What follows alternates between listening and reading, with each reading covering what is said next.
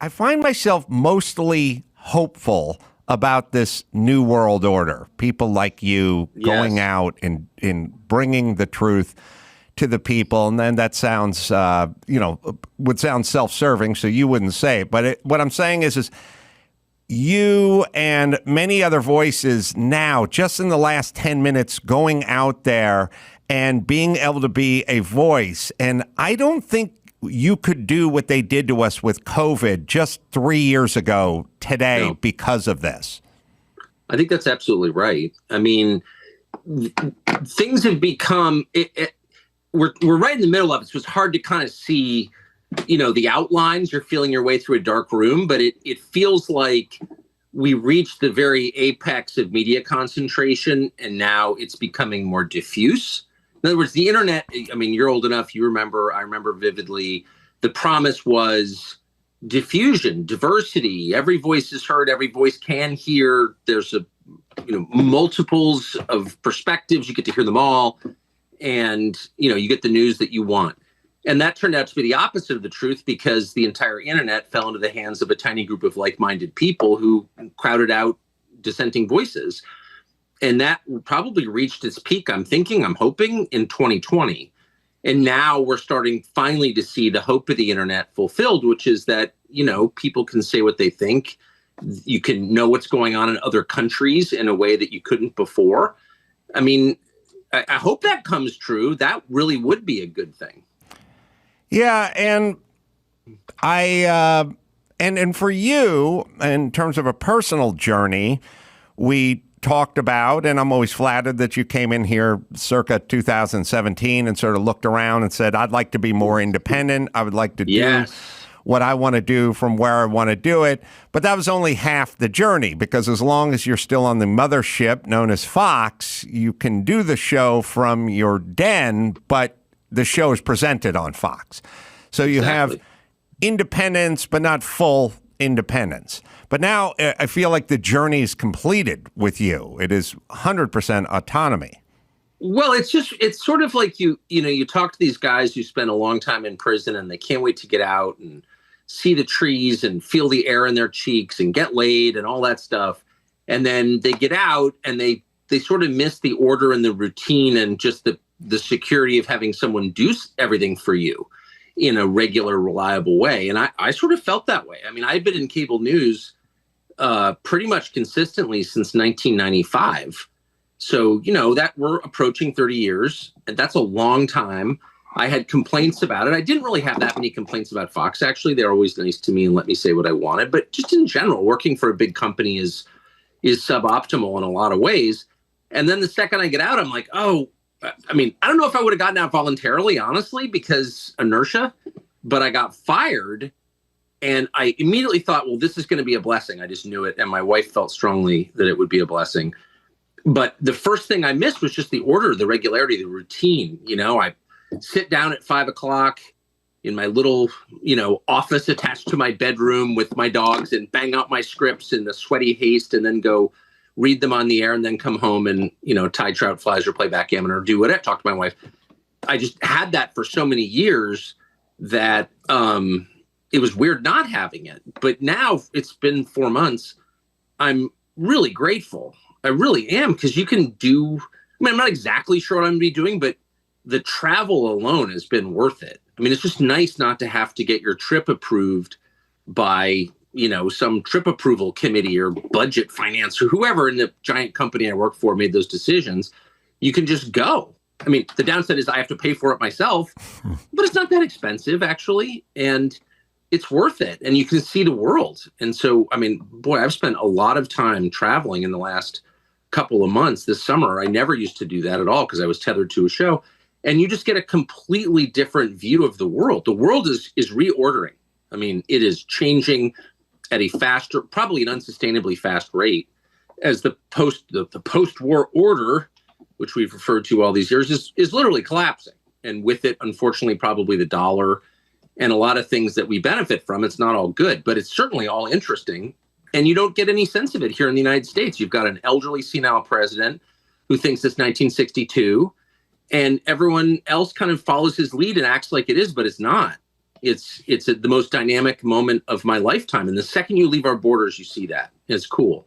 Do you think about, in terms of the next chapter of your life, to my head, there's kind of two roads you can go. You can go a sort of big network, Daily Wire, Ben Shapiro, Travis, Outkick, and that kind of stuff.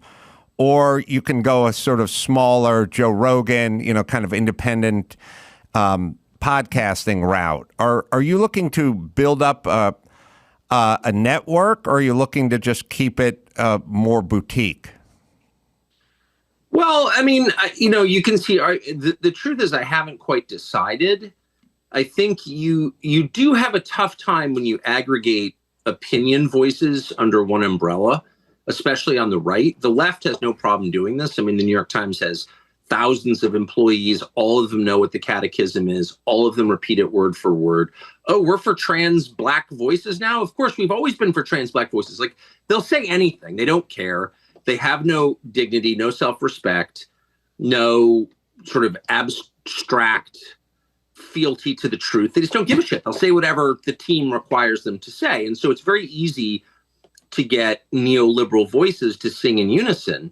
It's impossible to do the same with people who aren't neoliberals, whether they're on the far left or wherever they are, whether Russell Brand or you or me, or like, they're always like, no, I don't think that. I disagree with you. So like, it's an inherently difficult project to bring a lot of opinion voices together. You probably could, however, provide a source of more reliable news under one umbrella, with the caveat that you're going to get things wrong, but that you're going to at least try to tell the truth, make a real affirmative effort not to lie. Like, you could do that, and I think the world would benefit from it. And you could probably do it on a subscription model and support it.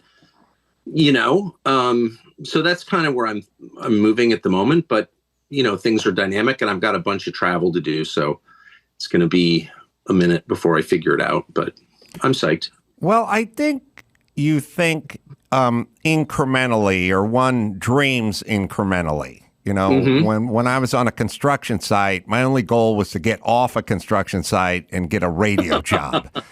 Right. And I always say to myself, thank God there was no deal with the devil to sign, because when I was on the construction site, they said you can work doing FM radio for the rest of your life and nothing else. I would have said, give me that contract. Yeah, I don't know how fast I can sign that contract. And then you have some success in that arena, and you go into another arena and you have some success. But then at some point you step back and you sort of go, well, why not have all of it? Right. Instead of being just gainfully employed, why not really go for that brass ring? But that's a process. And I think I've seen you kind of go through it. Well, it's true. And I look back on because I did a very similar job for decades, it's pretty easy for me to compare different times of my life, since I was doing the same thing. I wasn't working on a construction site when I was 25. I was in the political media in Washington, and I stayed there from 1991 to 2020. So I look back at myself and I'm like, I can't believe, for example, I supported the war in Iraq. Why did I do that? Now, I think to my credit, I went to Iraq in 2003 and realized I'd been completely wrong. And I said so. I didn't continue to lie, but I did go along with things I was uncomfortable with. I didn't ask difficult enough questions, and I wound up supporting something that was really bad for the United States and evil, in my opinion. So why did I do that? Part of it was I was young and stupid. Part of it was, I think, if I'm being honest, this was not conscious, but it's still true, I felt vulnerable. I had at the time 3 kids. I've got a mortgage. Like, do you really want to pick a fight with everybody when you're 31 and you're just trying to pay tuition and keep your shit together? Maybe you don't. And I think it's an age thing to a certain extent. Like, at a certain age, whatever it is, if you're in the same business and you feel like you've sort of done what you set out to do, you're like, I don't really need to impress anybody at this point. I'm not, in debt. Speaking for myself, I'm not rich. I will never be rich. I'm pretty sure of that. But I'm not in hock to anybody. I don't owe anybody anything. And my kids are grown. So it's like, why would I ever lie? I'm just in a different place. And so you can't, it's not that I lied intentionally before. I mean it. I didn't. I never have been in favor of lying.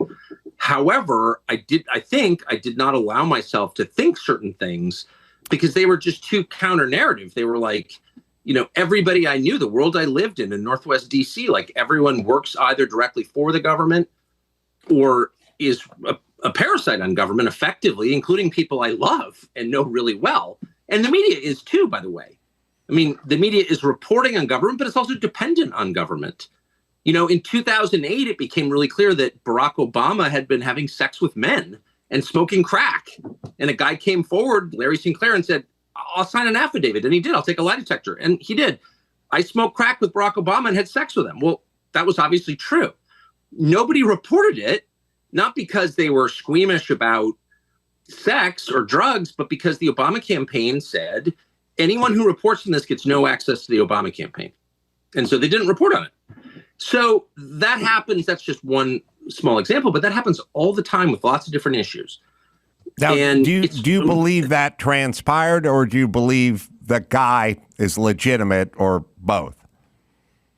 Oh, the Larry Sinclair story? Oh, that definitely happened. Oh, for sure. I mean, I've talked to Larry Sinclair about it, and definitely it happened. I mean, Larry Sinclair's been in and out of prison during one period. I mean, 40 years ago, he was in and out of prison. He's got a criminal record by definition. He's, poor. He's got a disordered life. He's missing a tooth. Like, he's not, an Atlantic fellow. He's not going to the Aspen Ideas Festival. I think he has a record of deception. Obviously, he does. But this story, if you listen to it in detail, is clearly true. I mean, I'm going to do an interview with him and you can hear it. And again, it's not going to change the world that Barack Obama likes dudes. I think this was well known. Barack Obama said so himself in a letter to his girlfriend. And by the way, that's kind of Barack Obama's business. I'm not attacking him for liking dudes. I'm just saying the amount of lying in the media about it was unbelievable. Like, people knew this was true, and it was quite obviously true at the time. And people who covered the campaign didn't say anything about it because they didn't want to lose access to the campaign. And that happens all the time up and down government. So it's almost like if you have a housekeeper, you think, she works for me.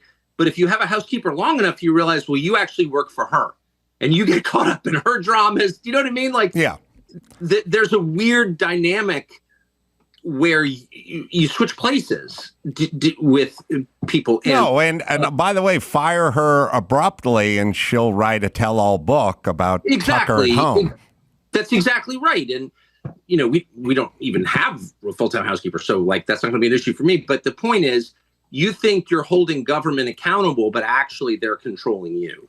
That's really the dynamic in Washington. But, you're living in the soup, and it's hard to see it at work. And this is a long way of saying the conclusions I've reached are middle-aged conclusions. And that's a lot of it. Right. It's just that I've gotten older, and you can't see certain things when you're younger. And it's like young people, you'd think they'd be the most open-minded of all. They're the least open-minded because they're afraid of the future. So they want to believe whatever storyline they've been fed is true. Like, the only problem with America is white supremacy, and like our tax system is fair, and Kennedy was assassinated by a lone gunman, or whatever. They don't want to face like the terrifying unknown and complexities of the actual world we live in, the reality of life, which is like, we have no freaking idea what's going on, actually. They don't want to admit that. Yeah, I would say that's true for younger people, micro and macro, because when you're 31, as you've discussed, and you're working for ESPN, and you don't think it'd be a good idea to get vaccinated because you're fit and healthy, and 31, you are making business decisions. It's not about the world's future. It's about your future. You may just have gotten married and had a young child. And it's totally right. But this is why they hate Trump in D.C., because it is not as simple as like, if I support Trump, I'll lose money. It's that Trump is a threat to the whole ecosystem of bullshit that makes Washington the richest city in the world, and its suburbs the richest suburbs. Because once you start questioning things, like basic things like, why do we have NATO? Well, no one can answer that question. NATO is obviously a force for instability and bad in the world, right? But no one allows himself to like update their perceptions of NATO. It's like, no, they're keeping the Soviets at bay. Well, the Soviets don't exist anymore. So when Trump asks a question like that, nobody in DC can grapple with it honestly, because if we're if we're being honest, their livelihoods are tied up in things like NATO and Head Start and Medicare and failed projects that no one's allowed to reassess because it will disempower them. That's the truth. Yeah, my assessment of the era we just sort of passed through with an emphasis on COVID was Trump was going to topple the apple cart and disrupt, as you said. The system needs to remain in place, and so they will attack Trump. And then it started to bleed into things like COVID. And what happened with stuff like COVID is if you said, I'm against getting my kids vaccinated, or I would like to open schools. In and of itself, me having a couple of kids in high school and suggesting that we reopen schools or never close schools is just a subject, and you could have a debate about it, and I think I would win. But the ad hominem attacks on me or anyone who said innocuous things like, I don't want an experimental vaccine, or I don't want to close the schools, or I think the beaches should remain open in California and not closed down. If you really just think about those are just policy arguments. And if you got hold of me a few years ago, I wouldn't know who was on what side of that argument, Republican or Democrat. But now, if you said, I don't want to take the vaccine, I want schools open and beaches open, you have outed yourself as a Trump supporter / Republican, and you don't need to be destroyed because you want to keep the schools open. You need to be destroyed because you outed yourself as MAGA. It's 100% right. I think you're exactly right. And you see it up and down the system in places that are fundamentally apolitical. I mean, I actually was just this morning with Dave Portnoy from Barstool Sports, who's like genuinely non-political, like not that interested, but he kind of liked Trump. I think Dave's kind of a liberal, but whatever. He liked Trump at the very beginning, and he said so, and he made the mistake of interviewing Trump at Trump's request at the White House and asked him a bunch of non-political questions about pizza and sports, okay? And again, he's not interested in politics, so far as I can tell, at all. And he's a sports guy. And he said his life changed. Being photographed with Trump made him the subject of like actual hate that, he didn't understand. He was approaching it rationally. He's like, I run a company about college football and wet t-shirt contests. Like, why are you hassling me? But it changed everything for him to the point where people yelled at him in public, and it just blew his mind. Right. We just had this conversation, weirdly. Well, I wanted to play a clip for you because I had Chris Cuomo on this show, and then I was on his show a couple months back. And he made a comment about you, and it's something that I've always thought about. And I think there's I now realize that everything is either narcissism or projection. But I'd like your reaction to this clip. I want your take on recent news of your friend, Tucker Carlson. I believe your friend does what works for him. I think his positions, I don't think that if he had a gun to his head, he would say he believes a lot of the things that he puts on TV, but they work. And he's created an audience for himself and a following.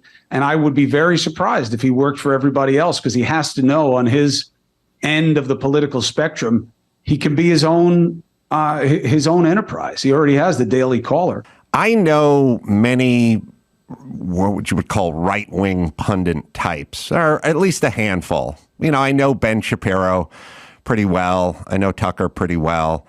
I know Dennis Prager pretty well. Like I know these guys pretty well. They are exactly as they are in front of the microphone or without the microphone. And whether I think the idea of, he's saying a bunch of stuff he doesn't believe, I don't believe that. He believes what he's saying.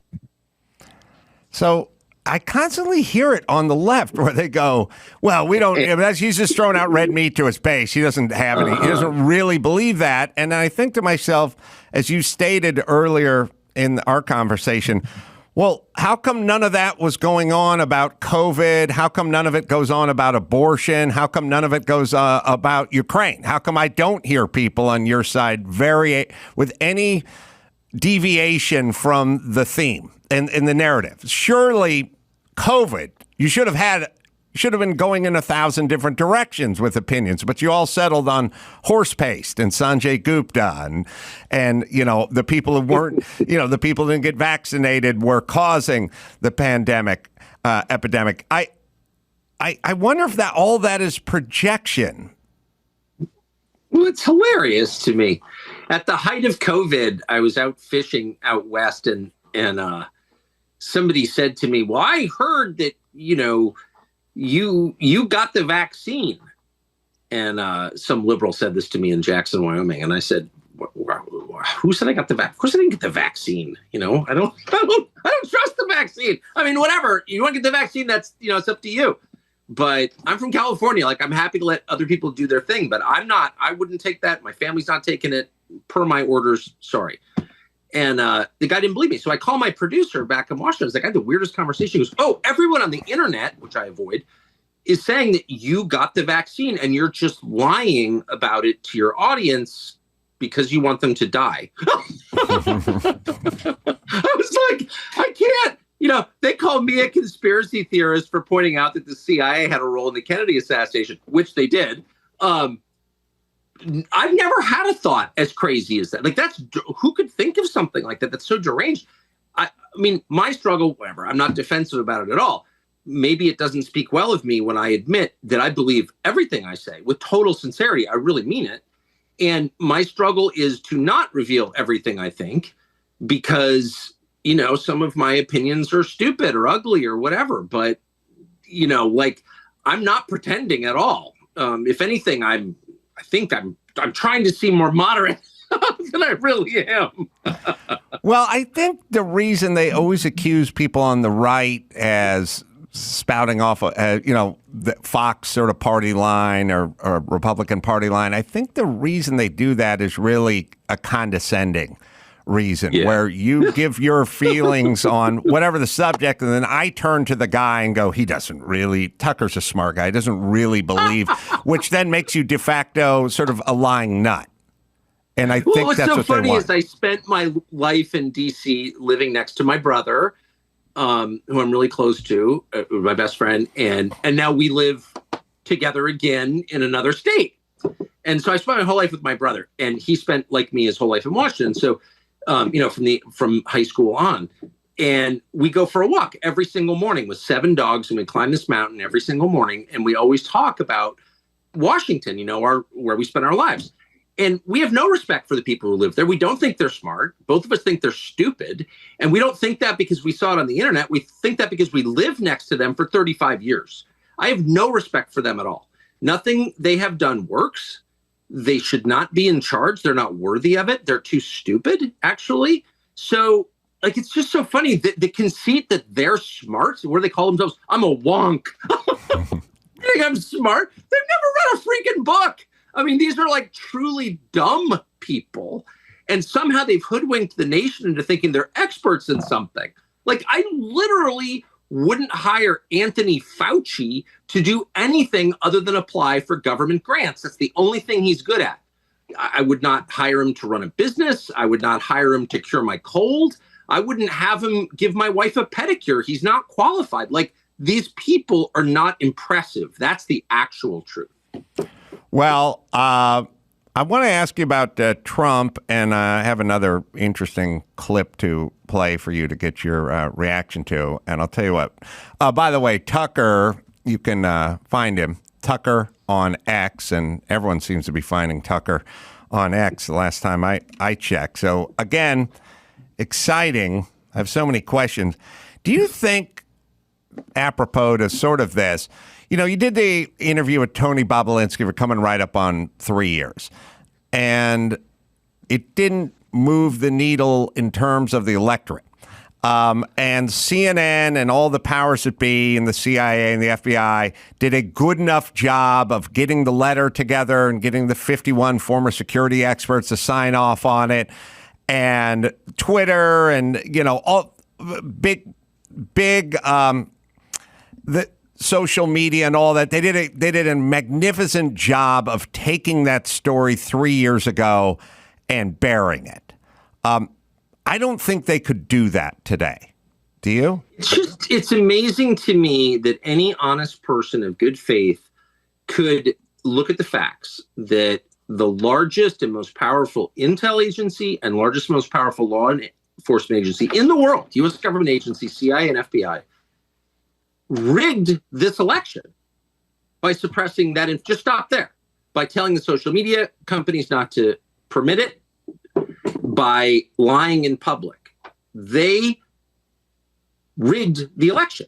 So how could you, and leaving aside any questions about electronic voting machines, which are fair questions in my opinion, and stopping the count on election night, if all you knew was that, how could you say that was a legitimate election? It's not a legitimate election. And if that was happening in Moldova or Belarus or Congo, the State Department would issue a statement saying that was not a free and fair election. We did not have a free and fair election. And I'm sorry, I don't care if Trump is boring about it or whatever. I'm reaching this conclusion independently based on the facts that I witnessed. That was a rigged election. And I hope that we never have another one because it's corroding the systems that we need to prevent civil war. So anyway, sorry. All right. We need to take a quick break.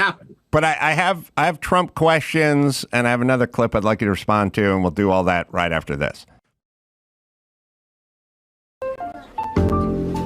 The Adam Carolla Show presents Tucker Carlson's birthday cocktail party for May 16th. Let's see who's here. Let's welcome the inventor of the microphone, David Edward Hughes. American serial killer, H.H. Holmes. Former manager for the New York Yankees and the Oakland A's, Billy Martin. Henry Fonda is here. American CIA officer and spy for the Soviet Union, Aldrich Ames. Danny Trejo is here. From the Chiffons, let's welcome Barbara Lee. The guy who played sax for Bob Seger, the aptly named Alto Reed. Pierce Brosnan is here. Actress Deborah Winger. The NBA's John Sally. Janet Jackson. From Growing Pains, Tracy Gold. Megan Fox. And let's welcome Liberace. Tucker Carlson is on the Adam Carolla Show. Well, there you go. It's a pretty stacked lineup. That is so good. So, wow. Tucker. Billy Martin. Okay, I'm impressed. I wanted to talk to you. So I always think about this clip, and I'm sure you've seen it too, where Schumer was on with Rachel Maddow in January 2017 and basically said, why is Trump agitating CIA, FBI, these agencies? Why is he agitating? And then he says the quiet part out loud. They will destroy you, which I think turned out to be a lot of what we saw. But at the very end, it's a little part I missed, and I think we should give it a quick listen. But he's taking these shots, this antagonism, this taunting to the intelligence community. You take on the intelligence community, they have 6 ways from Sunday at getting back at you. So even for a practical, supposedly hard-nosed businessman, he's being really dumb to do this. What do you think the intelligence community would do if they were motivated? I don't know, but from what I am told, they are very upset with how he has treated them and talked about them. And we need the intelligence community. We don't know what's going on. Look at the Russian hacking. Without the intelligence community, we wouldn't have discovered it. Then he goes on to cite something that didn't happen, that the intelligence community cooked up to take down Trump as an example of why we need them. Yeah, I've heard that clip 1,000 times. Every time it renders me speechless. That's the end of democracy. And I don't know how you can, in the same sentence, say, I'm for democracy, and then say, actually, our country is run by a shadowy intel agency no one elected and no one has oversight over. I mean, it's not a democratic republic if the CIA can punish you as an elected president for doing things that they don't like. They're your employees. Speaking of the housekeeper taking over the house, they're like your housekeeper. Shut up and make the bed. Like the point of the CIA, as originally conceived, was to inform the president of what's going on around the world so he can make better foreign policy decisions. They're the intel gathering apparatus of the U.S. president. They work for him. They have no constitutional legitimacy outside of him. Our system's super simple. The people who are elected by the public have all the power. They have employees to whom they delegate that power to get things done. But those employees have no independent power at all and no independent legitimacy. The CIA is a totally illegitimate criminal organization unless it is following precisely the orders of the elected president. Democrat or Republican, doesn't matter. So he's describing a crime. The people committing that crime in CIA should be in prison for long terms. That's the great threat to democracy right there. And the fact that no one on that set could even see that tells you how deeply corrupted they are. That's terrifying. And it's true, I happen to know. And I could bore you for hours, again, since I spent my life there and know a lot of people who work there. But the bottom line is there's no oversight at all. They were able to participate in the murder of a U.S. president and then hide that fact for 60 years by keeping those documents classified, which they still are.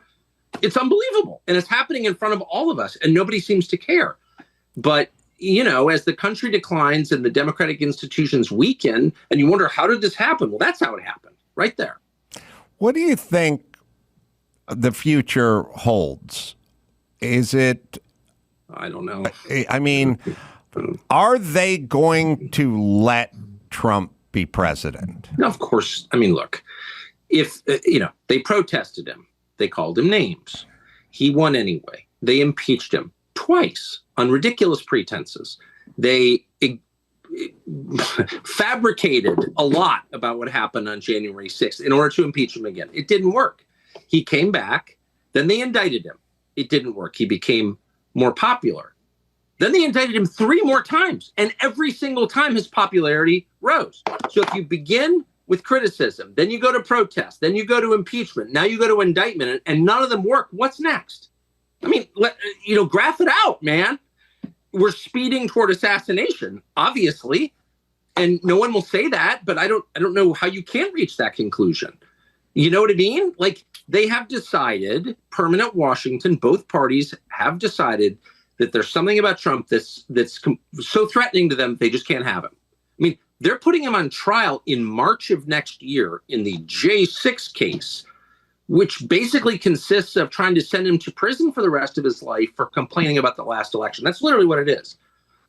Again, if this were happening in Moldova, the State Department would issue an all-hands-on-deck order to let the world know this is not a legitimate government.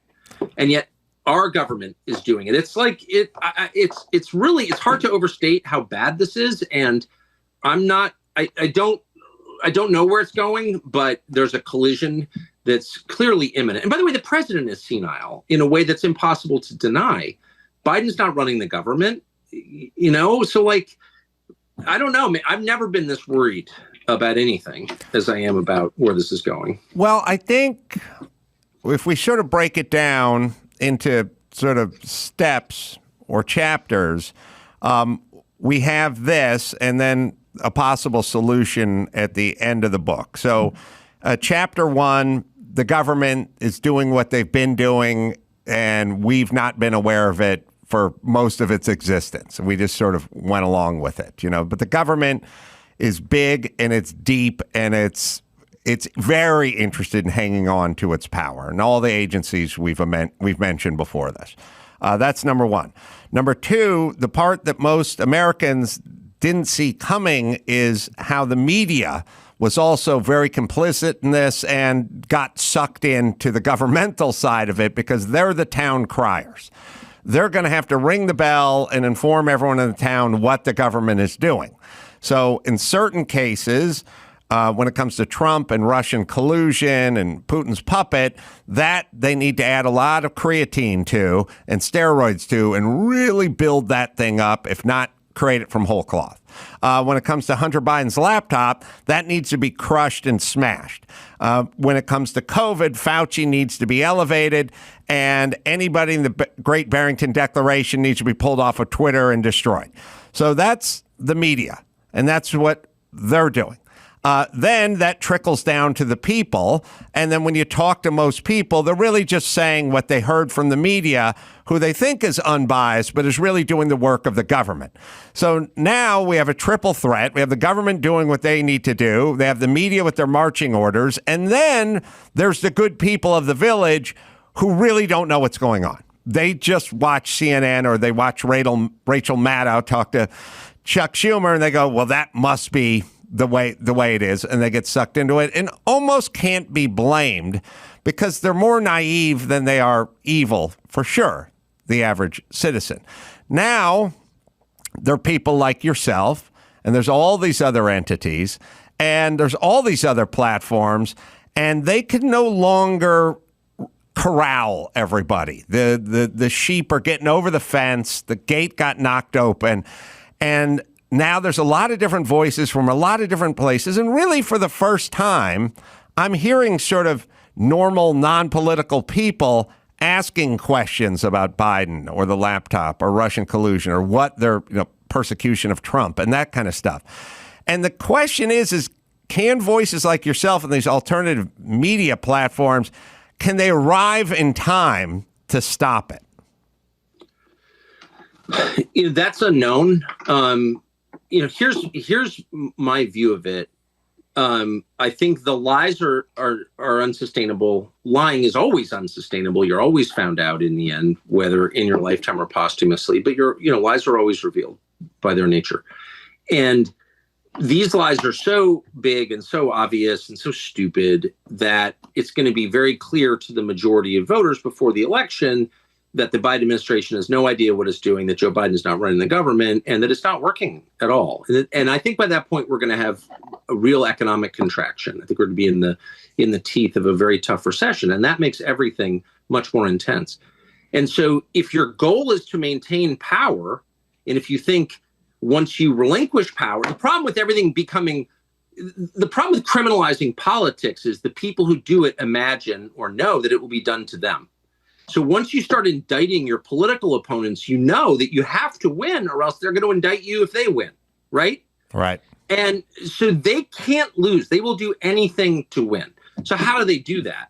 They're not going to do COVID again. I know everyone on the right's afraid they're going to do COVID and mask mandate. They're not going to do that. They can't do that. If they've already been exposed, that won't work. There's going to be, no, what are they going to do? They're going to go to war with Russia is what they're going to do.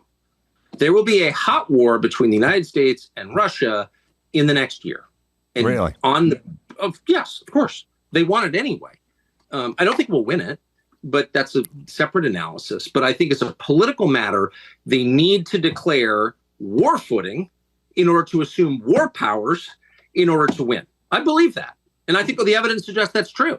So if you're worried about our politics getting even more vicious than it already is, and people being hurt in our politics, which is entirely possible, you should be worried about the prospect of an open war. We're already at war with Russia, of course. We're funding their enemies. So we're fighting Russia. But I mean, an open battle with Russia where we say we're at war with Russia. I think that could easily happen. I think we could Tonkin Gulf our way into it, where all of a sudden missiles land in Poland. The Russians did it. Our NATO allies been attacked. We're going to war. I could see that happening very easily. So if you're worried about that, you need to put as much pressure as you possibly can on the Republican-held Senate to force a peace, which can be done. The United States could force a peace in Ukraine tonight. We're funding one side. There is no Ukrainian army outside of NATO. If NATO withdrew its support for Ukraine, Ukraine would crumble in a day. So we are the only power in the world that can bring both sides to the table to force a peace, which will be unsatisfactory as all forced peaces are. Like each side will give more than it wants, but that's the only option. Otherwise, I would bet my house on it. We are going to war with Russia. And of course, the stakes are everything, our life on the planet. I mean, these are the two biggest nuclear arsenals in the world facing off against each other. So this is insane. They're insane. These are people who think men can become women, who believe that face masks save you from COVID. I mean, these are not rational people. Would they go to war with Russia? Of course they would. Again, they want to anyway. And I don't know why Republicans don't get this at all, but they don't seem to get it. And meanwhile, Republican leaders, and Mitch McConnell's senile too, so I don't even blame him, but all the stupid Republican senators and McCarthy in the House, I mean, it's pathetic. these people are all on board with the war against Russia. Why? Well, I think it may even be scarier because you say they believe masks work or they believe men can become women and so on and so forth. I don't know that they believe that. I think it may be worse. I think they can say or do anything to hang on to power. Their view of Russia is very, and I can say this as someone who was, against the Soviets when it mattered, when they existed. But I'm maybe the only person in the United States who doesn't really have very strong feelings about Russia. I'm not that interested in Russia. I don't see it as our enemy or ally. I just don't have strong emotions about Russia. So I look at this and I see true hysteria. Like they've convinced themselves that our global enemy is Russia. And I really think they mean that. And certainly the Republicans mean it. The Nikki Haley, Mike Pence, the low IQ wing of the Republican Party, which is most of the Republican Party, is low IQ at the leadership level. They all think that and they mean it. And someone needs to slap them awake. You're leading this country to its destruction. We've already lost control of the world. The American empire's in free fall right now, and we're going to lose the US dollar. And when that happens, we're going to have real poverty here, like Great Depression level poverty. And it comes from this war. And I don't understand why no one else can see this, but it's super obvious once you leave. Spend a week in Europe and talk to smart people on both sides. It doesn't matter what their politics are, and ask them, what effect do you think the war in Ukraine has had on American leadership in Europe? Dude. And by the way, Western Europe is our only reliable ally in the world. We only have one real ally, and that's Western Europe. And Western Europe is being destroyed by this. The German economy was crushed when the Biden administration blew up Nord Stream. I know nobody cares, but if you think long term about this, they're really kicking the legs out from under this country in a way that is not possible to repair, at least in the short term. Well, speaking of Russia, I have one more clip to play, which I'm always delighted by. And I think you've seen the clip, and everyone's seen and heard the clip, but they forgot about what happened at the end of the clip, which I thought was very telling, which is, and I know it's a subject that's near and dear to your heart, which is us just arguing about race nonstop while we're on the brink of a hot war with Russia and we're just arguing about race constantly, which always feels like part of the plan in terms of a distraction. But I'll play this clip from the October 2020 debate with Trump and Biden. But the part you need to really listen to is the part where they want to get back to the subject at hand. Let me ask some follow-up. Please respond, and then we're going to have follow-up questions. If this stuff is true about Russia, Ukraine, China, other countries, Iraq, if this is true, then he's a corrupt politician. All right. So don't give me the stuff about how you're this innocent baby. Joe, they're calling you a corrupt politician. Nobody. President Trump, I want to stay on the issue of race. We're talking about the issue. Laptop from hell. President Trump, we're talking about race right now, and I do want to stay on the issue of race. President Trump, I have to respond to that. Please, because look, very quickly. There are 50 former national intelligence folks who said that what he's accusing me of is a Russian plant. They have said that this has all the 5 former heads of the CIA, both parties, say what he's saying is a bunch of garbage.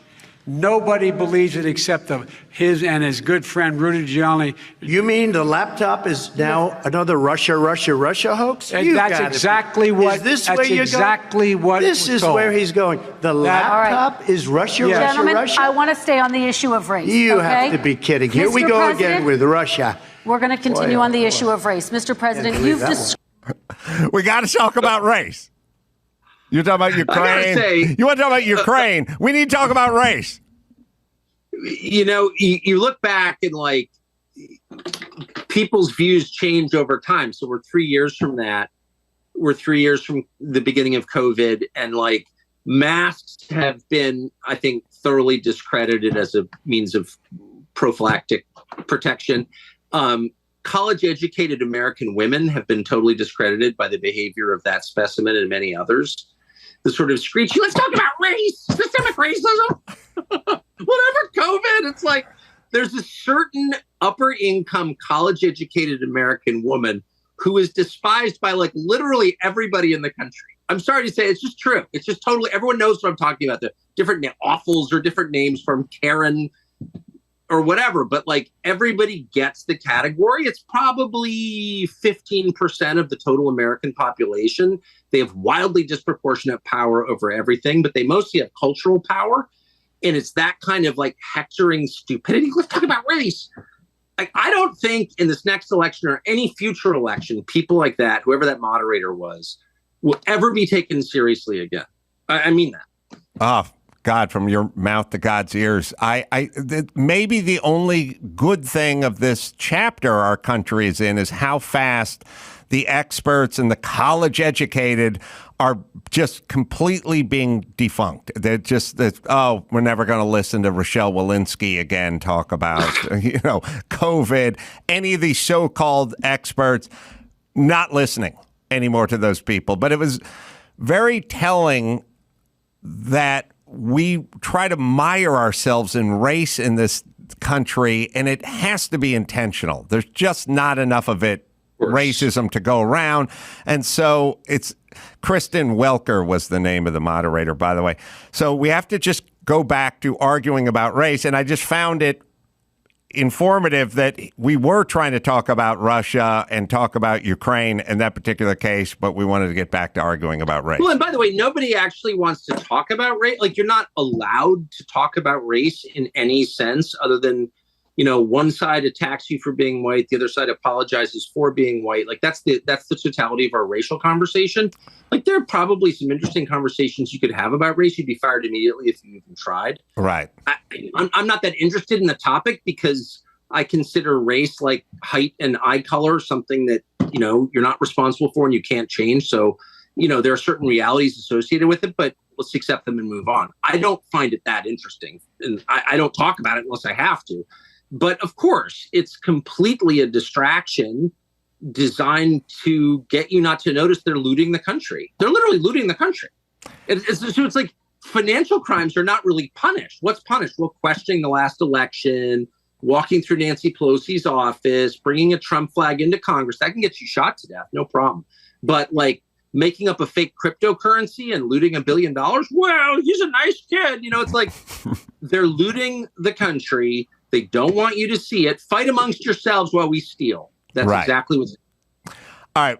Well, maybe the late, great Charles Manson had it right when he was trying to start a race war in 1971 and then take power. With the help of the FBI. And if you haven't read the book about Manson, it's just an unbelievable. So Manson was clearly, a federal agent's too strong, but a source.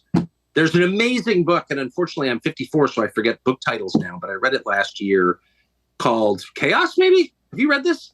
No, but that sounds like an apt title. I can't quite do it justice, but there's a reassessment of the Manson family written by a liberal celebrity profiler from LA who started out doing a 25th year anniversary piece, I think for LA Weekly, on the Tate LaBianca killings, and ended up spending the next 20 years writing this book, which I'm sure most of your audience has read. I feel like I was the only person who hadn't read it until my son gave it to me. But it's fascinating. But basically what it concludes with a lot of evidence is that the feds were all over that story. I'm not saying they caused the murders, but they were certainly in contact with Charles Manson. Like, there's, it's a lot more complicated than we thought it was. I have the title: Chaos, Charles Manson, the CIA, and the Secret History of the 60s. It's an amazing book, and it's not crazy. I really do recommend it. And you'll know it's about LA, so you'll know everything in the book and a lot of the people. One last quick break, and we'll be back with a little more Tucker Carlson right after this. I have thoughts, and you tell me. My new sort of theory is when people are good, they can go out on their own, and when they're not, they have to sort of stay within the friendly confines of whatever structure, corporate structure they're in, or they're 31 years old and they just had a couple of kids and got married, as we alluded to earlier. But seeing voices like yourself sort of leave the nest and go independent and be so wildly successful really it bolsters my theory of when you're good and you have something to say, then you can go independent. And so when you broke off and you got let go and Don Lemon got let go at the same time, and all the entertainment shows were like Don Lemon and Tucker Carlson and Don Lemon, sort of both looked at as the face of these competing networks, Fox and CNN, both gone. What's the future hold? I just said no future for Don Lemon because he has nothing to say. He says what CNN says, and big future for Tucker because he's independent, he's a clear thinker, and he's a very clear voice, and people will find him. And I feel that there's a kind of meritocracy that is a field leveling that I'm really thankful for. I'm really thankful that guys like you are going to find a huge audience outside of Fox, and I don't think Don Lemon will. I don't know. I mean, I've been fired a number of times, and every time I've been so grateful for it. I do think it changes you in a good way. Success is terrible for men, as you know, having been successful. The more successful you are, the more arrogant and stupid you get. And I don't know. I mean, I texted Don. We got fired the same day, and I texted him immediately, and I was like, "Congrats, man! This will be great in the end." I'm kind of rooting for Don Lemon. I don't know, Don Lemon. But in general, I do think I know a lot of not very talented people in television, but I know some talented people in TV who are still there, and a couple of them I've talked to, and it's pretty nice out here. You should come. Part of the way those TV companies work, they're all the same in this regard, is they tell the on-air talent, like, you're a loser, you're nothing without us. They really get inside your head. I'm sure the movie business is the same way. And this is to lower the cost of talent. And they just constantly tell you how bad you are. No one ever says a good word to you. And I mean, I never had that because I refused to talk to anybody in management for many, many years. I never talked to anybody. But most anchors do. And they just feel so bad about themselves and so insecure that, like, they're afraid to go anywhere. Like, I need this stupid company filled with layers of dumb people making bad programming decisions in order to do my work. I mean, they really think that. So it's sad. I'm thinking of one person in particular who's like a legit old friend of mine who works at a big TV channel, and he's famous, quite famous, but they mistreat the hell out of him. And I'm always saying to him, no one's creative in your world. Like, you don't work with any creative people. They're all bureaucrats and functionaries. You are creative. You should leave. If you take a pay cut the first couple of years, no big deal. You'll be happy because you can do your thing. You can make your art, without someone in your face all the time. But he's been so brainwashed that he won't go. It's sad. Ugh. What's your take on a Wolf Blitzer type? Because whenever I take a close look at his history. Actually, I'm always like, why would he do this? Why would he say a bunch of stuff he doesn't believe or he must know is untrue? Like, what? He sat there as this sort of elder statesman of news and just sort of lied right through COVID and many other subjects. Why would he do that? Why would he do it to his legacy? I worked with Wolf for years, never had a problem with him. It was always nice. That no one wants to hear it. I'm sure most people won't believe it, but I can tell you, having lived it for many years, it's true. The intel agencies have a big effect on what is broadcast on television and what you see on Facebook and Google as well. I mean, they're all up and down Facebook and Google, as I'm sure you know.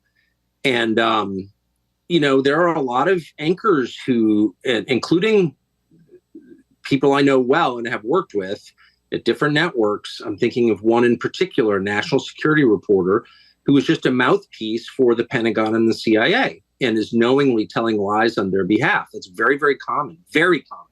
And I can think of a number of people at CNN who I know for a fact are doing that exact thing.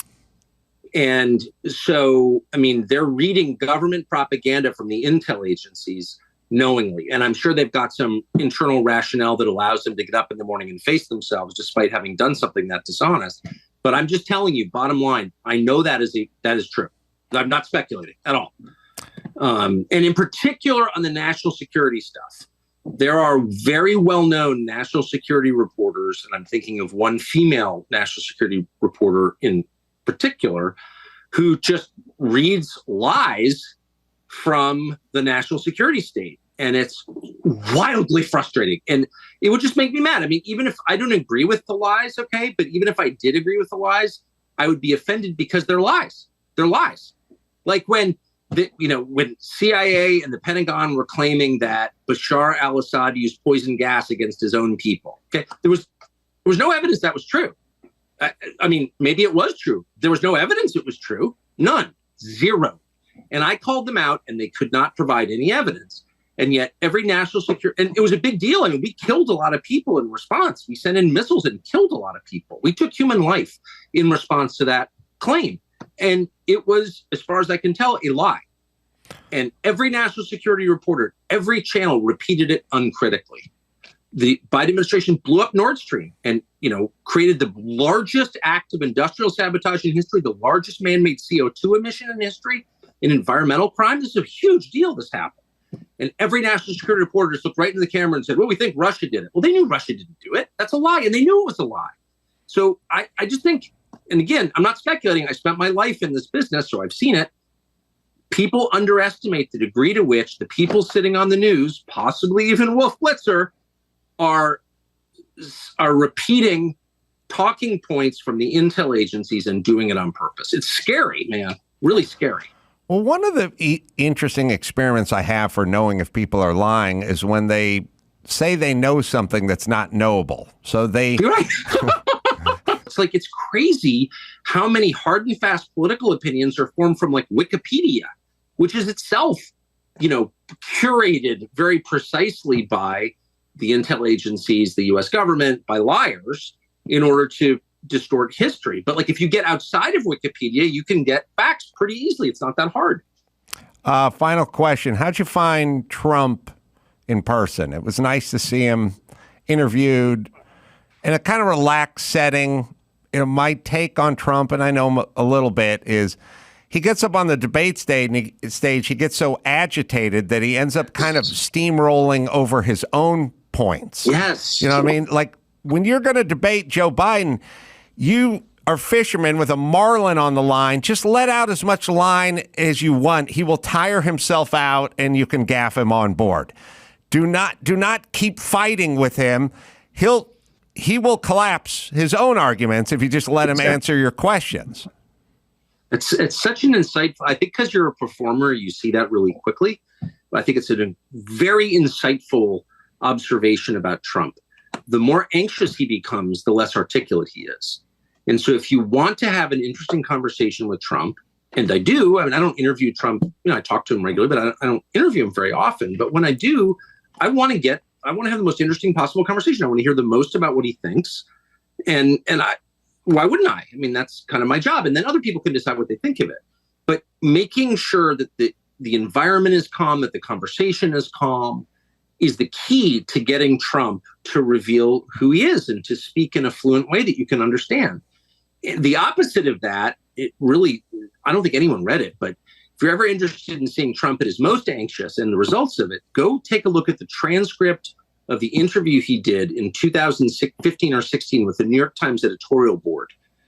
And he's from New York. He cares about the New York Times. They were mean to him. They were piling on, 10 against 1. And Trump went so dada on them. He went so verbal Jackson Pollock, just spewing paint everywhere, that it's it's unbelievable, the result. You couldn't understand a single thing he said. It was all stream of consciousness, hallucinatory stuff. And, I could elicit that. If you yell at Trump and call him a racist or whatever, okay, you'll get an answer you can't understand. But I don't want that. And the other point I'd make is that distinct from his ability as a manager, was he a good president? You could debate that. But I like Trump as a person. I think Trump is hilarious. I think he's one of the funniest people I've ever met in my life. I think he's really interesting to talk to. He's lived a life. He's 76. He's known every single person. What was Jackie Gleason like? He was friends with James Brown. Right. He'll spend 20 minutes telling you about James Brown and James Brown's various wives and his hair. And he's amazing. And I just liked Trump. And, politics aside, and I agree with a lot of his politics too, but as a person, and I just think it's weird when everyone's like, oh, he's so disgusting. It's like, if you had dinner with Trump, even if you didn't vote for him, even if you hated his views, you would enjoy it because he's a performer himself. He's a great performer. And he's a warm person, which I like. Yeah, I was just thinking of the contrast, and I'll give you a compliment because you've been very animated and forthright and done the lion's share of the talking in this interview, which I appreciate because that's why I'm interviewing you. But when you were interviewing Trump, you asked smart questions and then sat back. You didn't make it the Tucker Carlson show, and I think that shows a high degree of skill. Enough, man. I know. I've had my share of talking. I don't need any more. Well, I'm going to give your vocal cords a rest then, Tucker, as we head past an hour here. I really appreciate you coming on. I do. As I get older, I realize conversations with people I like talking to are probably my greatest pleasure. Yeah, I know what you mean. I feel the same way. And I have you up there in a very short list of people I just love to have a conversation with. Well, thanks, Adam. I really appreciate that. That was fun as hell.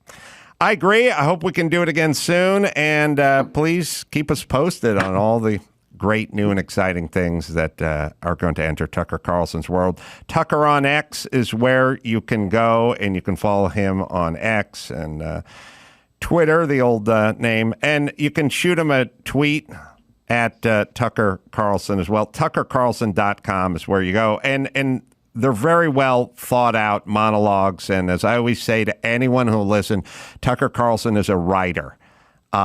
He does a good job of performing, but he is a writer. And I think that's your strength. And that's what comes across in those monologues. Thank you. Thank you.